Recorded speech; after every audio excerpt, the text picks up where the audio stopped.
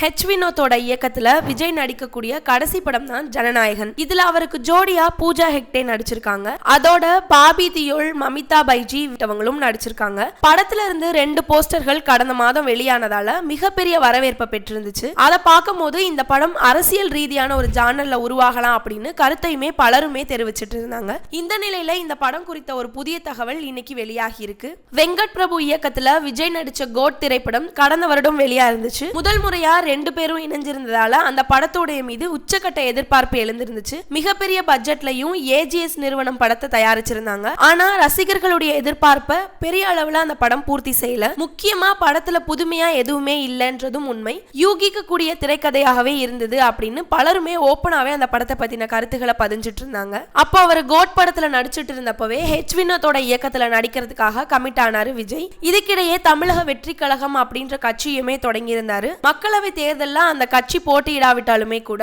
2026 நடக்கக்கூடிய தமிழ்நாடு சட்டப்பேரவை தேர்தல்ல அந்த கட்சி களமிறங்க இருக்கிறது அப்படின்னு அவர் அப்பவே தெரிவிச்சிருந்தாரு. கண்டிப்பா விஜய வெற்றி பெற வச்சு சட்டப்பேரவைக்கு அனுப்பணும் அப்படின்னு அவரோட கட்சி தொண்டர்களும் துடிச்சிட்டு இருக்காங்க. அரசியல் அவர் நுழைஞ்சிருப்பதால இந்த படம் தான் அவருக்கு கடைசி படம் அப்படின்னு கருதப்பட்டிருந்துச்சு. விஜய் போன்ற பெரிய அளவுல வியாபாரம் உடைய ஹீரோ ஒருவர் தன்னோட மார்க்கெட் உச்சத்துல இருக்கும்போது சினிமாவை தூக்கி எறிஞ்சிட்டு அரசியலுக்கு வந்திருப்பதை சமுத்திரக்கனி உள்ளிட்டவங்களும் பாராட்டி இருந்தாங்க. அதே சமயம் தங்களோட தளபதி சினிமாவை விட்டு விலகிறாரே அப்படின்னு அவரோட ரசிகர்களுமே கொஞ்சம் சோகமும் அடைஞ்சிருந்தாங்க.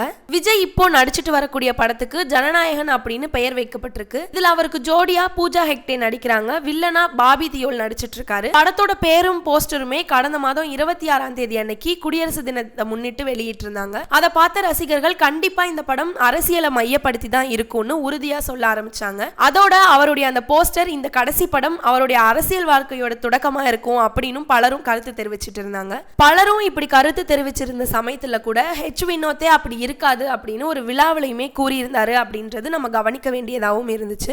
இந்த நிலையில ஜனநாயகன் படம் குறித்து புதிய தகவல் ஒன்றும் வெளியாகி இருக்கு. அதாவது இந்த படத்துல முக்கியமான ரோல்ல நடிக்க சிவராஜ்குமாரிடம் படக்குழு பேசி இருந்ததாகவும், ஆனா அவருக்கு உடல்நிலை சரியில்லாத காரணத்தினால நடிக்க முடியலன்னு சொல்லிட்டாரு. சூழ்நிலை இப்படி இருக்கும் போது பிரபல தெலுங்கு நடிகர் ஒருவர் இந்த படத்துல கமிட் ஆயிருக்காரு அப்படின்னும், அவர் யாரு அப்படின்றத குறித்து அதிகாரப்பூர்வ அறிவிப்பு விரைவிலேயே வெளியாகும் அப்படின்னு சொல்லப்பட்டு இருக்கு.